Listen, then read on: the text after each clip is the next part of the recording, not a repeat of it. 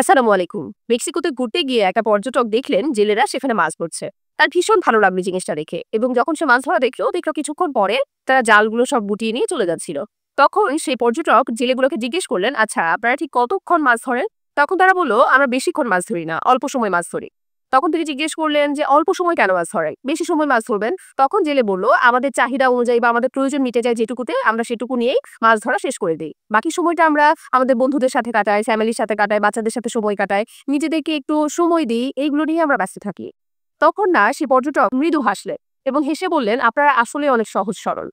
আপনারা কিন্তু চাইলেই বেশি সময় মাছ ধরতে পারে, এবং বেশি সময় মাছ ধরলে আপনারাই লাভবান হবে। তখন জেলে কৌতূহল বশতে জিজ্ঞেস করলো, আমাদের লাভ কিভাবে হবে? তখন বললো, আপনারা যখন বেশি করে মাছ ধরবেন তখন এই মাছগুলো বিক্রি করে আপনারা নিজেদের একটা ট্রলার নিতে পারবেন, এবং সেই ট্রলার দিয়ে আপনারা মাছ ধরতে যাবেন, আপনাদের খরচ কমে যাবে।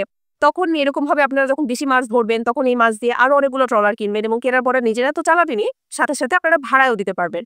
এবং এরপরে আপনারা মাছগুলো লোকাল যেসব বাজারে বিক্রি করেন সেগুলোতে না বিক্রি করে আপনারা সরাসরি গিয়ে, যেখানে সরাসরি মাছ বিক্রি হয় সেখানে গিয়ে আপনারা বিক্রি করবেন। আপনারা অনেক বেশি লাভবান হবেন। যখন আপনাদের কাছে অনেক টাকা হয়ে যাবে তখন আপনারা এই মেক্সিকোর একটা ছোট্ট শহরে না থেকে আপনারা বড় কোনো শহরে চলে যাবেন, লাইক নিউ ইয়র্ক অথবা আমেরিকার লস অ্যাঞ্জেলস, এইসব জায়গায় আপনারা নিজেদেরকে সেটেল ডাউন করবেন। নিউ ইয়র্কে যাবেন, সেখানে গিয়ে মেগা প্রজেক্ট চালু করবেন। আমি অনেক বড় যে অক্সফোর্ড ইউনিভার্সিটি রয়েছে সেই ইউনিভার্সিটি থেকে পড়াশোনা করেছি, আমি এমবিএ কমপ্লিট করেছি, আমি আপনাদেরকে আরো ভালো বুদ্ধি দিতে পারি। তখন বললো, আচ্ছা আপনি তো অনেক বুদ্ধি দিলেন, এরপরে আমরা কি করবো এই টাকাগুলো নিয়ে? তখন বললো, আপনারা শেয়ার মার্কেটে আপনাদের টাকাগুলোকে ইনভেস্ট করবেন, এখান থেকে আপনারা মিলিয়ন মিলিয়ন ডলারের মালিক হয়ে যাবেন, আপনারা বিলিয়নিয়ার হয়ে যাবেন।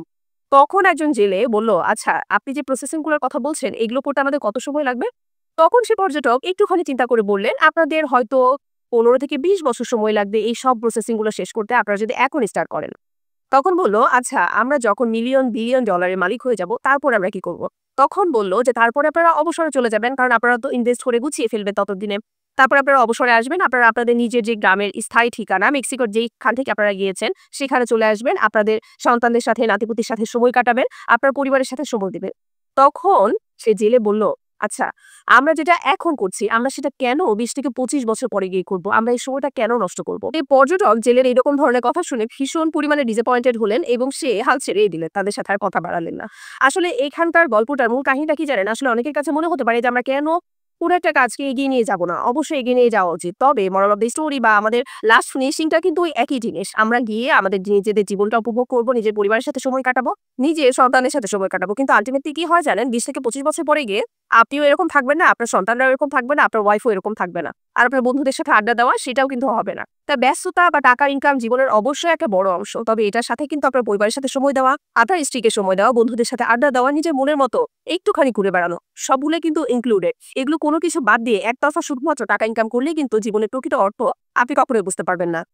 তাই আমার যেটা মনে হয়, জীবনের প্রকৃত অর্থ যদি বুঝতে চান, আপনার যেটুকু প্রয়োজন সেটুকু ইনকাম করুন, এবং বাকি সময়টা রিল্যাক্স আপনার পরিবারকে দিন, আপনার সন্তানকে দিন, আপনার আত্মীয় স্বজন যারা রয়েছে তাদের সাথে সময় কাটান। দেখেন, খারাপ মানুষ তো থাকবেই, তবুও আপনার জীবনের স্মৃতির অবশ্য স্মৃতি পাতা কিন্তু একটার পর একটা নতুন কাহিনী আপনি লিখতে পারবেন, তাই না? যে এদিন কিটা ঘটেছিল। শুধুমাত্র টাকা ইনকাম করেই কিন্তু স্মৃতির পাতায় কোনো কিছু লিখে রেখে যাওয়া যায় না। শুধুমাত্র শেষ পৃষ্ঠায় লিখে রেখে যেতে হয় আফসোসে ভরা জীবন। তাই আফসোস করতে না চাইলে পরিবারের সাথে সময় কাটান, সুন্দর উপভোগ করুন নিজেদের জীবনটা, যেমন ভাবেই হোক।